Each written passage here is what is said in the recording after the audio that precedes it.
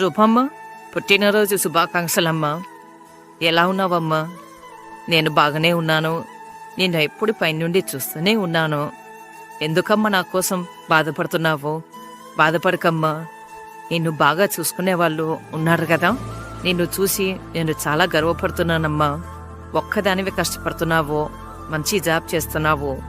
నేను నీ పక్కన లేకపోవచ్చు, కానీ నేనెప్పుడు నీతోనే ఉంటానమ్మా. అందరితో మంచిగా ఉండమ్మా. గొడవలు ఎవరితో పెట్టుకోకు. అందరినీ బాగా చూసుకో. నువ్వు హ్యాపీగా ఉంటేనే నేను ఇక్కడ హ్యాపీగా ఉంటాను. సునీల్ని బాగా చూసుకో. తను చెప్పిన మాట వినమ్మా, సరేనా? లాస్ట్గా నువ్వు ఇంకో మంచి జాబ్కి ట్రై చేసి పెద్ద పొజిషన్లో ఉండాలనేది నా కోరిక. నా కోరిక తీరుస్తావు కదా? టేక్ కేర్ అమ్మా. Love you so much. మళ్ళీ ఒకసారి పుట్టినరోజు శుభాకాంక్షలు రూపమ్మా.